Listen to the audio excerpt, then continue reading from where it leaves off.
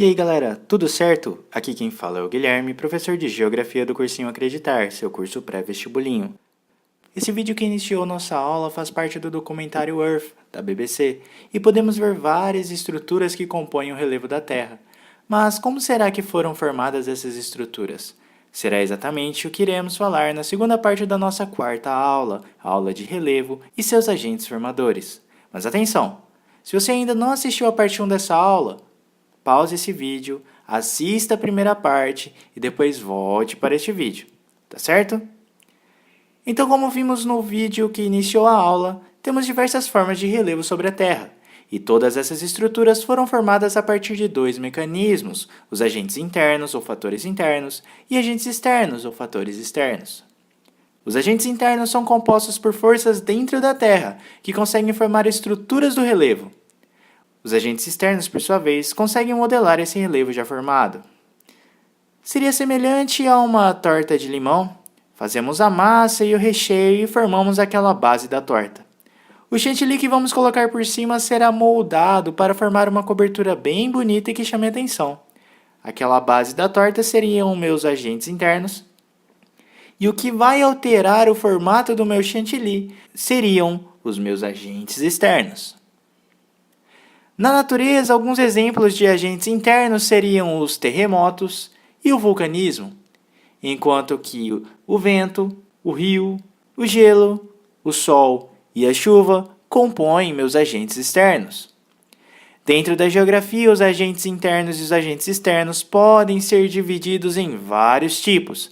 Para não nos perdermos, vamos seguir este fluxograma, começando pelos agentes internos. Os agentes internos são forças resultantes de movimentos entre placas ou dentro de uma mesma placa tectônica, e se dividem em dois, os movimentos de orogênese e os movimentos de epirogênese, que veremos logo a seguir. O primeiro movimento, a orogênese, compreende movimentos horizontais das placas, gerando, por exemplo, cadeias montanhosas ou até mesmo vulcões. Na orogênese podemos ter três tipos de movimentos entre as placas. O primeiro deles, movimentos divergentes. Os movimentos divergentes consistem em movimentos em que uma placa se afasta da outra pela movimentação do magma. Com o afastamento dessas placas, temos o extravasamento de magma, que se resfria e forma novas estruturas rochosas. É dessa maneira que a dorsal mesoatlântica, a maior cadeia montanhosa submersa, foi formada. Além dos movimentos divergentes, temos os movimentos convergentes, em que uma placa vai de encontro à outra. Isso pode gerar um choque de uma placa com a outra, o que a gente conhece como terremotos. E por último, temos as falhas transformantes, em que uma placa tangencia a outra, gerando, por exemplo, a falha de San Andreas, nos Estados Unidos. É pela orogênese que temos a formação das principais cadeias montanhosas mais recentes, constituindo os dobramentos modernos que vimos na primeira parte da aula. Dois grandes exemplos são a Cordilheira dos Andes, localizada no Chile, e os Alpes, localizados na Europa. Seguindo para o outro agente interno, temos a epirogênese, que compreende movimentos verticais lentos que geram levantamentos ou rebaixamentos de extensas áreas do continente. E como é que será que isso acontece? Dentro de uma mesma placa, temos pequenas rachaduras que estão passíveis de movimentação pela movimentação do magma dentro da Terra. Algumas porções dessa placa acabam tendo uma densidade maior do que as outras porções. Isso faz com que a porção de maior densidade afunde no meio do magma. Como toda ação gera uma reação, o afundamento dessa parte leva ao levantamento das outras partes menos densas, gerando assim um desnível no relevo. Isso pode aparecer de maneira bem sutil no relevo, ou bem marcante, como podemos ver nessa imagem. Percebam ali no centro da imagem uma grande ranhura, levando-nos a pensar que a porção mais à direita subiu e a porção mais à esquerda desceu. Para cada uma dessas estruturas, aquelas que sobem ou aquelas que descem, nós damos nomes especiais. Aquelas que sobem são chamadas de pilares tectônicos ou horst, e aquelas que descem recebem o nome de fossas tectônicas ou graben. No mundo temos vários exemplos, como as lagoas tectônicas no Planalto Oriental da África. Já no Brasil, a atividade de epirogênese mais importante é aquela que constitui uma região chamada de Vale do Rio Paraíba do Sul.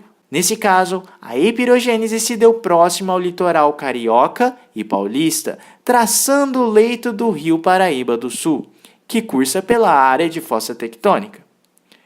As regiões de pilares tectônicos estão localizadas ao lado do vale e são chamadas de Serra da Mantiqueira, na porção mais interna do estado, enquanto que a porção litorânea é chamada de Serra do Mar.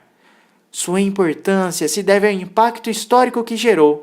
Com a formação do vale, foi possível a interiorização da população, que avançou pelo interior de São Paulo, além do interior de Minas Gerais e também do Mato Grosso. Após os agentes internos, temos os agentes externos, que podem ser considerados aqueles que esculpem as rochas, ou até mesmo aquela cobertura da nossa torta de limão, lembram-se? Esses agentes compreendem os intemperismos físico, químico e biológico. Entende-se como intemperismo a decomposição das rochas, sendo realizada por diversos fatores. Os intemperismos físicos são aqueles em que fatores físicos são os predominantes, como ventos, a termoclastia, que seria a variação extrema de temperatura, ou a crioplastia, que seria o congelamento da água que se infiltra nas rochas. A termoclastia nós encontramos mais em áreas desérticas ou semiáridas, em que a exposição solar é mais intensa, e ela acaba consistindo na dilatação das rochas durante as altas temperaturas do dia e a contração destas durante a noite, que geralmente tem quedas muito grandes de temperatura. A crioplastia já é verificada em áreas de clima bem frio e compreende o congelamento da água que entra nas fendas ou rachaduras das rochas. O intemperismo químico, por sua vez, consiste na degradação por ação de reações químicas, como verificamos nas chuvas ácidas sobre as rochas. Esse fenômeno acaba gerando também estruturas peculiares em áreas onde predominam rochas calcárias. Com a ação da chuva ácida, o calcário é destruído e acabam formando estalactites e estalagmites em cavernas subterrâneas, como vemos nessa imagem. As estalactites são essas formações presentes no teto da caverna. As estalagmites são aquelas que estão sozinhas no chão. E quando uma estalactite se funde com a estalagmite, temos as chamadas colunas. O intemperismo biológico, por sua vez, seria aquele em que as plantas ou animais atuam em sua formação. Observem a imagem. As raízes das plantas foram se aprofundando, causando a destruição dessas rochas e ampliando ainda mais as rachaduras. Agora que vimos todos os agentes internos e externos, vamos fazer um exercício para fixarmos este conteúdo. Questão DETEC do ano de 2010. As construções humanas podem parecer eternas e inabaláveis, porém diversos fatores naturais e humanos podem comprometer as construções e arruiná-las. Assim, tivemos no início de 2010 grandes terremotos no Haiti e no Chile, que foram responsáveis pela destruição de várias cidades, com inúmeros mortos e feridos, revelando a fragilidade da vida humana no planeta. Segundo a teoria mais aceita e comprovada pelos estudos, os terremotos são causados pelo... E ali todas as alternativas. Lembram-se quando falamos sobre terremotos? Comentei que esse fenômeno pode surgir da movimentação das placas tectônicas, pelo tectonismo, certo? Vejamos agora essa animação. Temos a placa do lado esquerdo indo de encontro à placa do lado direito, em um movimento de convergência. Ao se encontrarem, temos a colisão de ambas e a liberação de uma grande energia na forma de tremores de terra. Para esse fenômeno, damos qual o nome mesmo? Exatamente, terremotos. Assim, vamos ter terremotos resultantes da movimentação das placas tectônicas, como nós encontramos na alternativa D, em que ele afirma que os terremotos são causados pela dinâmica das chamadas placas tectônicas. Certo? Vamos prosseguir então com a aula, vendo um pouquinho sobre quais são as formas de relevo que estão presentes aqui na Terra. A definição de relevo seriam as formas da superfície terrestre, compreendendo desde as formas da crosta terrestre até o fundo do oceano. Nessa aula, veremos as principais formações e as necessárias para o entendimento de algumas próximas aulas. Começando pelos planaltos. Planalto é toda a região em que apresenta predomínio de erosão, ou seja, em que ocorre a destruição das rochas que compõem essa área, o transporte dos detritos resultantes dessa rocha, seguida da deposição destes detritos. Geralmente, ela é delimitada por elevações bem íngremes do solo chamadas escarpas e pode ser formada de diversos tipos de rochas. Toda erosão provocada no planalto, como eu disse, libera detritos.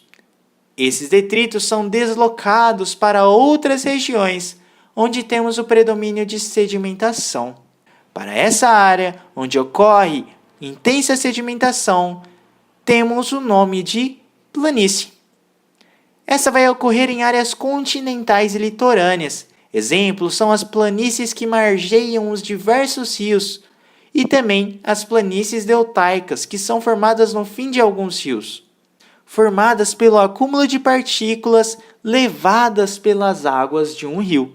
Aqui como exemplo, a planície deltaica, que compõe o delta do Nilo. Já as depressões são um conjunto de estruturas em que temos uma área mais rebaixada ao centro, ladeada por duas áreas elevadas, como podemos ver na imagem, duas regiões bem altas com uma região baixa no meio. As montanhas, por sua vez, são estruturas que apresentam altitudes maiores que 300 metros. Quando menor que 300 metros, são chamados de morros, ok? As serras, para finalizar, constituem um conjunto de montanhas, enquanto que cordilheiras compreendem um conjunto de serras. Agora, para finalizarmos a nossa aula, vamos resolver mais uma questão. Questão do ETEC do ano de 2016. Apenas 11% dos solos terrestres são agricultáveis e até mesmo esse pequeno espaço é constantemente agredido com o uso de práticas nocivas. De acordo com a Organização das Nações Unidas, aproximadamente 75 milhões de toneladas de solos férteis se perdem todos os anos no mundo.